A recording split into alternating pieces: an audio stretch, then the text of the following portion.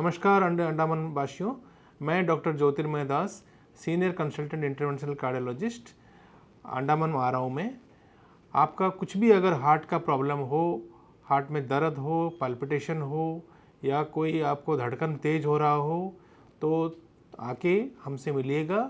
हम आपके जगह आ रहे हैं और आपको हमारा इंतज़ार रहेगा और हम आपको वहीं पर देखेंगे। Thank you.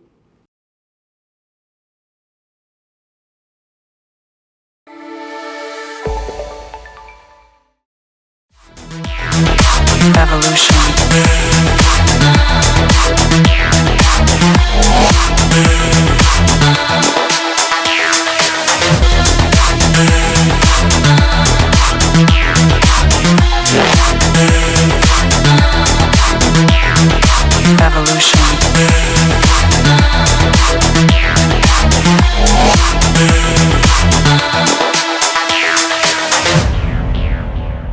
हम तमाम बच्चों से भी ये गुजारिश करेंगे कि कृपया ऐसा कोई भी कदम अपने जीवन में ना उठाएं कि जिससे आपको खुद को तो परेशानी होगी मगर आपके पीछे जो आपके परिवारजन है, आपके शुभ चिंतक है, आपके रिश्तेदार दोस्त हैं, उनको भी उनके ज़िंदगी में एक बहुत बड़ा झटका लगेगा। जो ऐसे किसी भी कदम की तरफ आप अपना दिमाग ना लेके जाएं।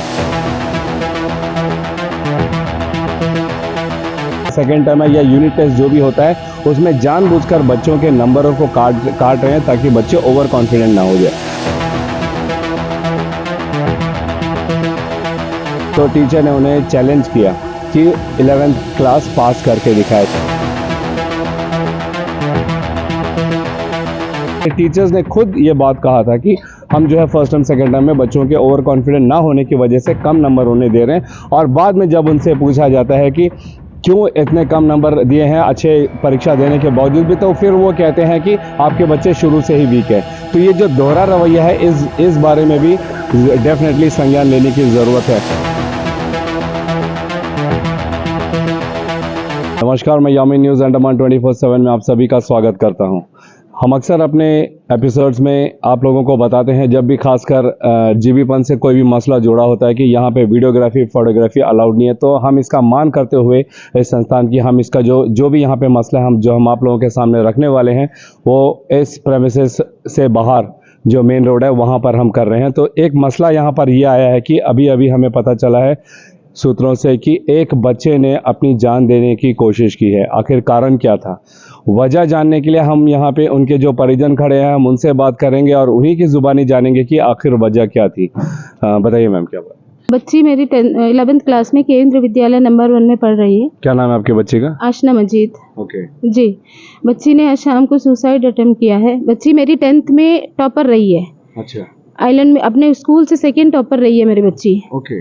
11th साइंस में जाके अभी KB1 में मैंने एडमिशन करवाया है। तो अचानक बच्ची का अगर वीक होती तो स्कूल शुरू से PTM में उनके पापा हमेशा जाते हैं, तो कुछ तो कंप्लेंट मिलता है। जब भी उनके पापा आते हैं बच्ची का कुछ बोले नहीं कुछ नहीं बोले।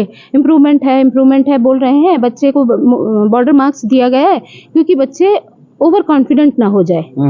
पहले ही ज्यादा मार्क्स ले ले तो ओवर कॉन्फिडेंट ना हो जाए, इसीलिए बच्चे को बॉर्डर मार्क्स काट कर बॉर्डर मार्क्स दिया जा रहा है। बोले ये स्कूल अथॉरिटी ने ऐसे बोला? जी ऐसे बोले। शुरू से ही नंबर काट रहे हैं, शुरू से ही नंबर काट के दे रहे थे। हम लोग पेपर में बच्चे को तो मार्क्स आना चाहिए। हम लोग पूछते हैं तो बोलते हैं नहीं बच्चे तो ओवर कॉन्फिडेंस हो जाएंगे ना, इसलिए हम लोग नंबर काट रहे हैं। फाइनल में जाके बच्चा और इम्प्रूव करेगा करके। तो फिर हम लोग भी वही सोचे ठीक है करके, ठीक है बच्चा और इम्प्रूवमेंट करेंगे तो हम लोग के लिए अच्छा है करके हम लोग ये सोच रहे। पर अभी जब हम लोग बोल रहे हैं तो फिर बोल रहे हैं कि आपके बच्चे तो शुरू से वीक है करके। तो हमने कहा कि बच्चे अभी पीरियडिक 2 में से बहुत नंबर बच्चे का काटे, तो बच्चों ने प्रिंसिपल के पास पेपर लेकर गए। पहले सब्जेक्ट टीचर से बोले, फिर उसके बाद दूसरे टीचर से भी पेपर चेक करवाए। तो सर बोले नहीं यहाँ पे मार्क्स आते। फिर बच्चे सारे क्लास बच्चे जाके प्रिंसिपल को कंप्लेन करे, सर ऐसा हमारा नंबर आ रहा है पर हमें तो नंबर काट कर दिया गया है। ठीक है मैं चेक कराऊंगा करके बोले, पर कोई तरह का चेकिंग नहीं हुआ सर, कुछ भी नहीं हुआ, कोई एक्शन नहीं हुआ। फिर बच्चे वो हो गए,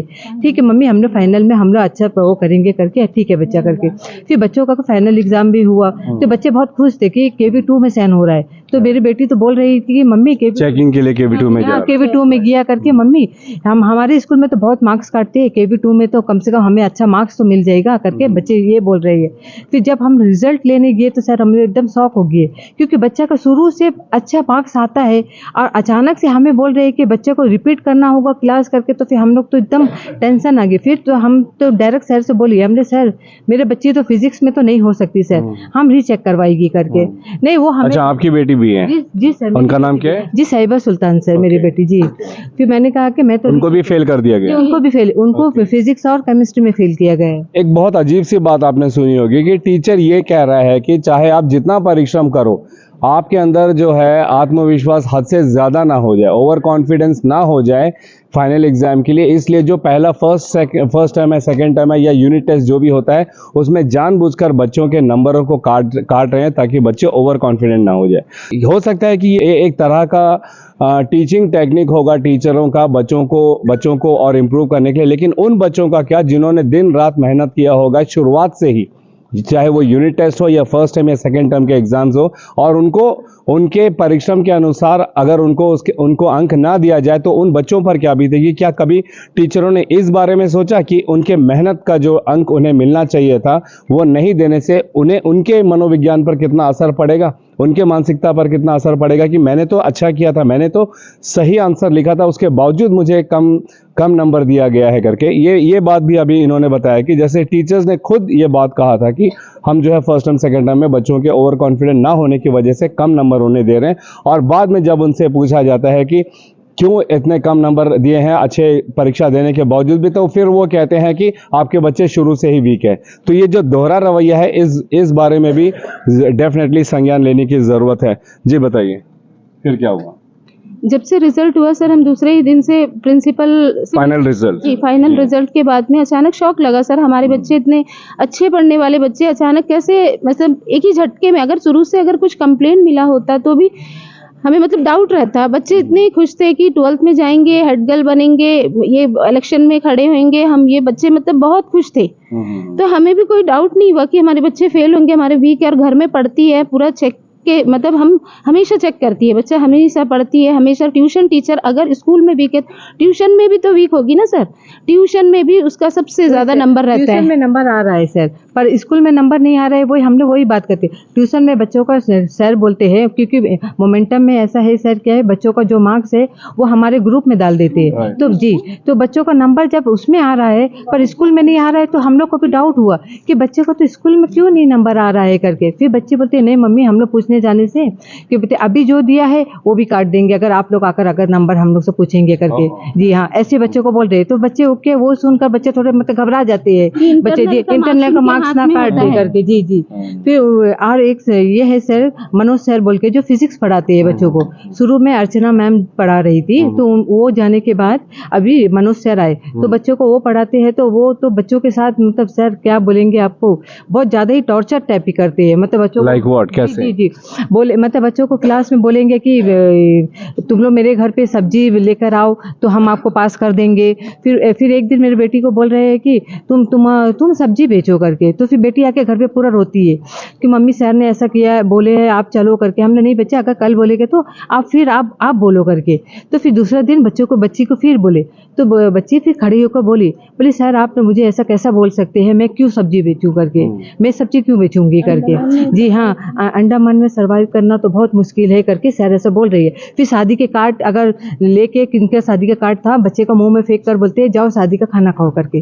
जी, और उनके 2 बेटे भी हमारे बच्चे के संग ही पढ़ते हैं सर, पर वो क्लास में अटेंड नहीं करते सर, एक दिन भी क्लास नहीं आते। एग्जाम जब रहता है आके एग्जाम्स लिख के चले जाते हैं हाफ डे करके।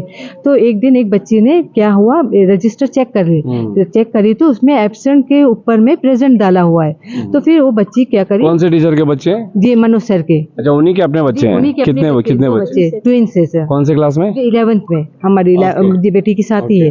तो एक बच्ची ने लेके जाके प्रिंसिपल को कंप्लेन करी कि सर देखिए मनोज सर के बच्चे तो क्लास अटेंड नहीं करते करते हैं, पर सर ने उनका प्रेजेंट डालकर रखा हुआ है करके। तो फिर सर ने, लगता है प्रिंसिपल सर ने उनसे बुलाकर पूछा, तो फिर वो क्या है, ओपन आके बच्चों को बोल रही है, तुमने मेरे कंप्लेन करे ना, अब तुमने 11 निकल कर दिखाओ करके, मैं तुमको चैलेंज करता हूँ, तुमने 11 नहीं निकलोगे करके। आप सुन रहे हो कि साहिबा सुल्तान और आशमा मजीद के जो माता हैं, उनका कहना है कि ओपनली जो फिज़िक्स के टीचर है मनोज सर, उन्होंने चैलेंज किया, क्योंकि इन साहिबा सुल्तान जो है उन्होंने प्रिंसिपल को कंप्लेंट किया था कि कम अटेंडेंस होने के बावजूद भी उनके जो अटेंडेंस रजिस्टर पे जो है उसको एब्सेंट की जगह प्रेजेंट लिखा गया।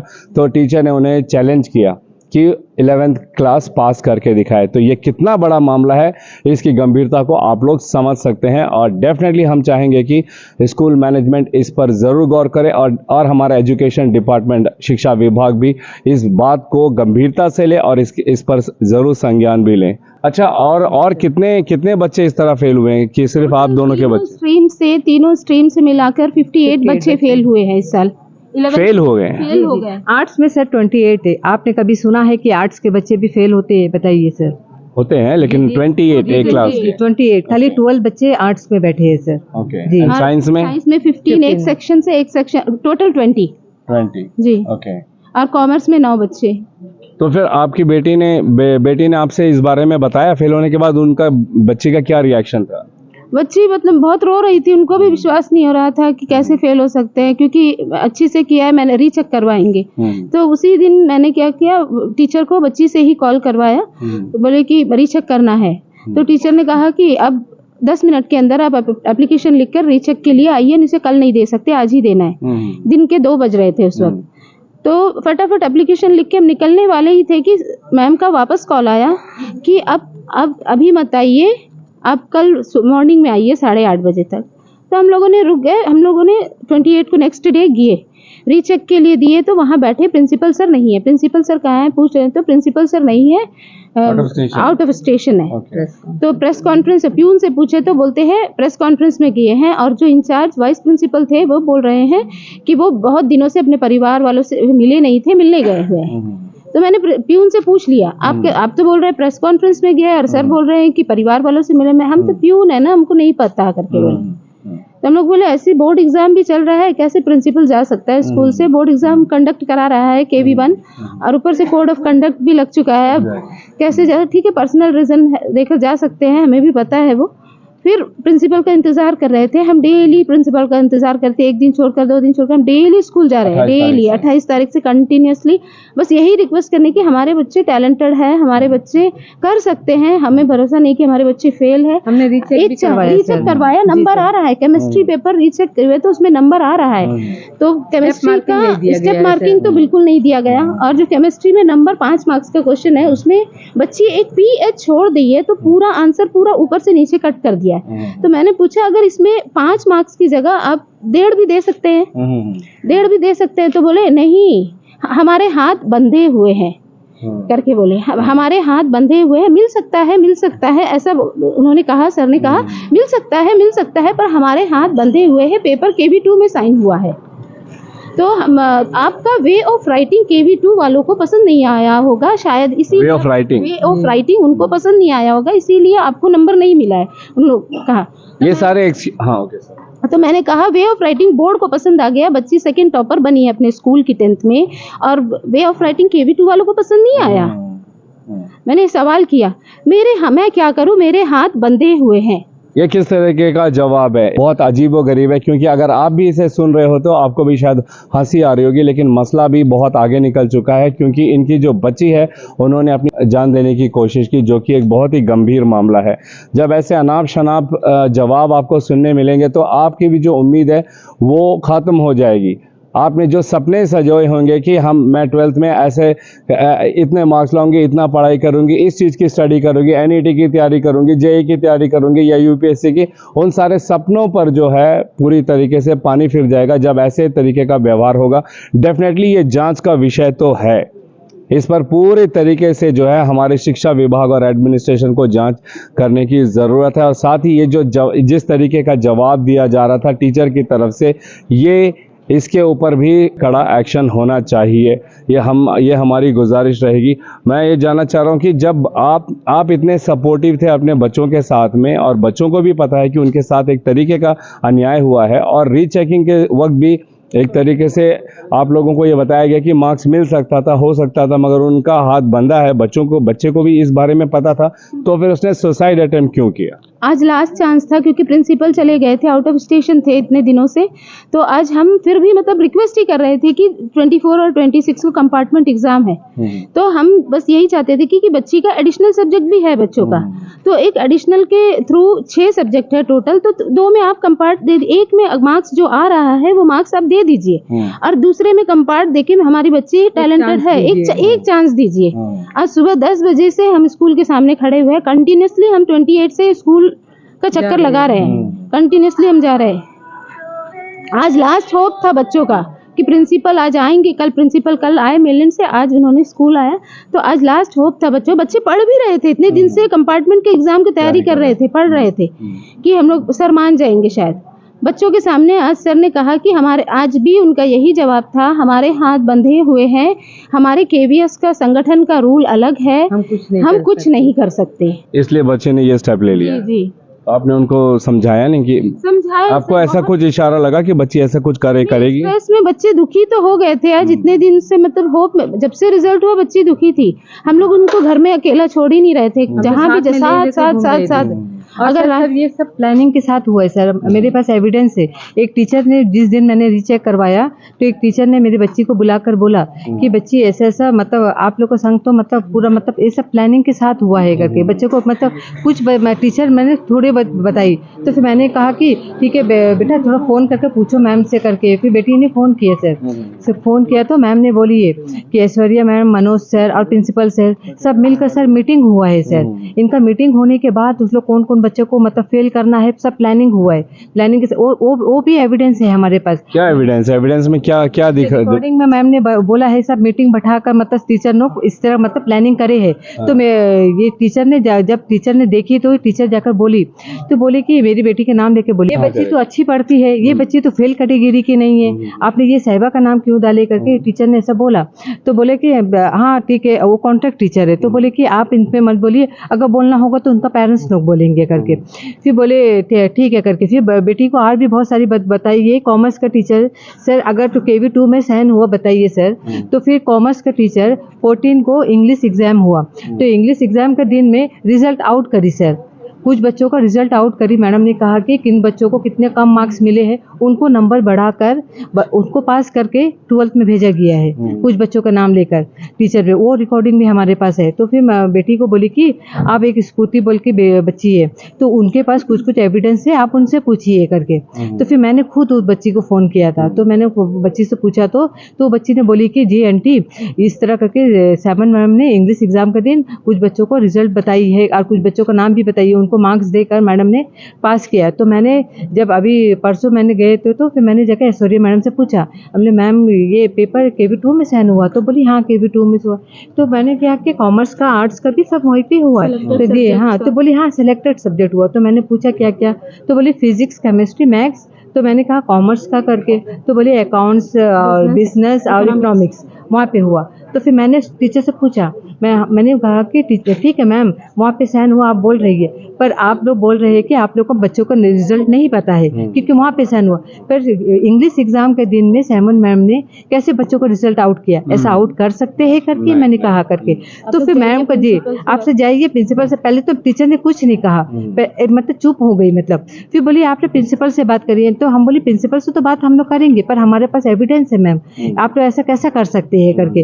तो बच्चे सबके बच्चे बराबर है, फिर हमारे बच्चे को साथ ऐसा भेदभाव क्यों करके मैंने कहा। तो टीचर ने कुछ मुझे रिप्लाई नहीं करा, तो फिर हम लोग नीचे आ गए। तो फिर हम लोग प्रिंसिपल से मिलेंगे करके बोले, प्रिंसिपल आएंगे तो आप उनसे बात, जी हाँ उनसे बात करिए करके। तो अभी हम लोग इतने दिन से सर हम लोग 27 से प्रिंसिपल का ही वेट कर रहे हैं आने का।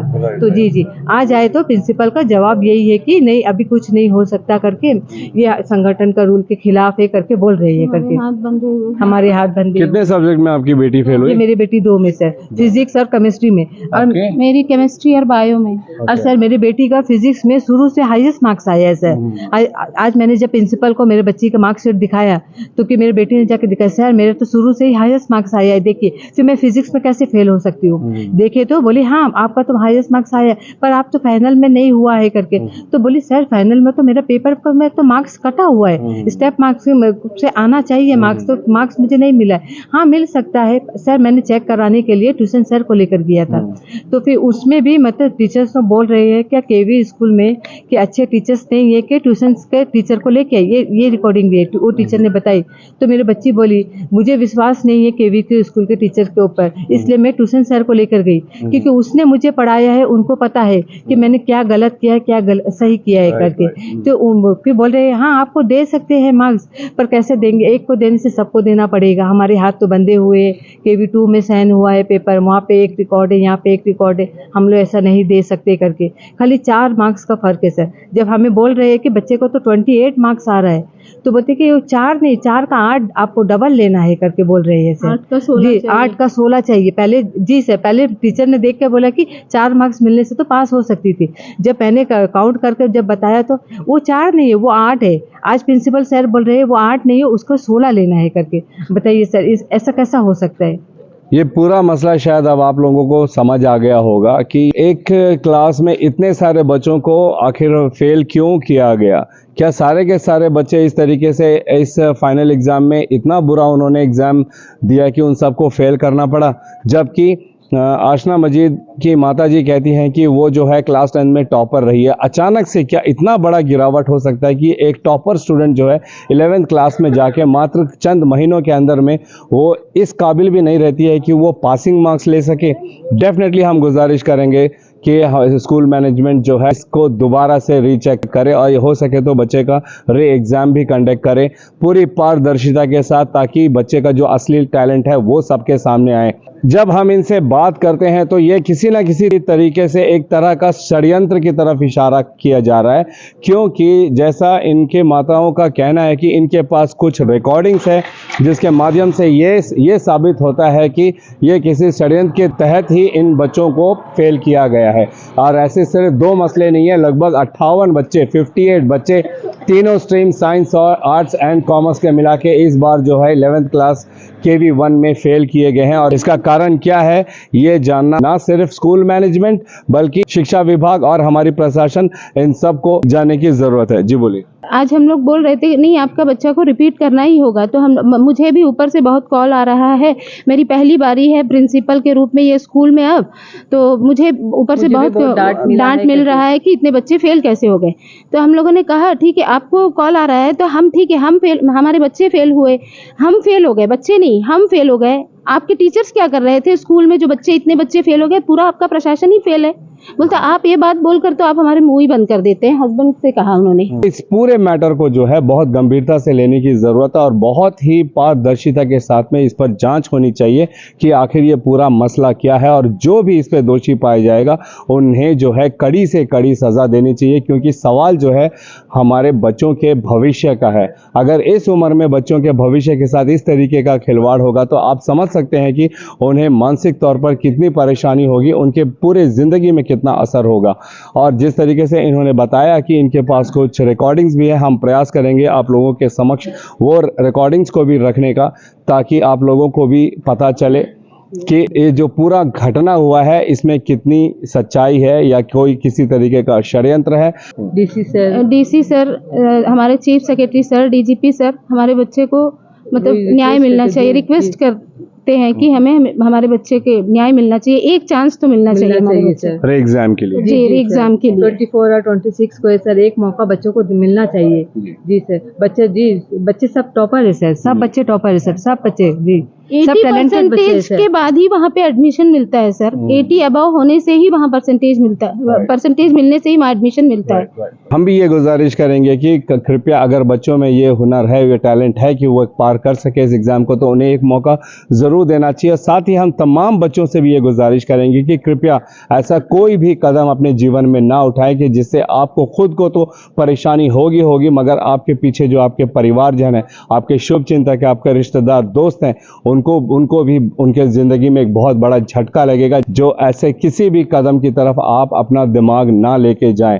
ज़िंदगी में बहुत कुछ है करने के लिए, बहुत मौके मिलेंगे, अनेकों द्वार हैं, लेकिन आपको सिर्फ एक जगह असफल होने की वजह से आप ऐसा कोई कदम ना उठाएं जिससे जो है आप अपने घर वालों को भी परेशानी में डालें। इस बात को कृपया आप लोग सब तमाम बच्चे अंडमान निकोबार के गंभीरता से लीजिएगा। तमाम अंडमान निकोबार के द्वीपवासियों से ये गुजारिश करूंगा कि अगर आप 18 बरस के ऊपर हैं तो कृपया करके 19 अप्रैल को जो है अपने निकटतम मतदान केंद्र में ज़रूर जाएं और मतदान ज़रूर दें। इसकी अहमियत को भी आप लोग समझें। हमारे पूरी प्रशासन इस पर जोर कर रही है कि इस बार जो है न सिर्फ हमारे द्वीपों में बल्कि पूरे देश में जो है एक मतदाता जो है मतदान केंद्र जाएं और मतदान ज़रूर करें। ये हम भी आप सबसे निवेदन करते हैं। हम आप सब लोगों को इसकी अपडेट भी ज़रूर देंगे और हम प्रयास करेंगे कि स्कूल मैनेजमेंट से भी इस बारे में बात करें, शिक्षा विभाग में भी सेक्रेटरी एजुकेशन से इस बारे में बात करें और उसकी अपडेट हम आप लोगों को ज़रूर देंगे। आप हमारे साथ जुड़े रहिए। फिलहाल कैमरा पर्सन दीपिका सोनी के साथ में यामीन, न्यूज़ अंडमान 24/7। नमस्कार।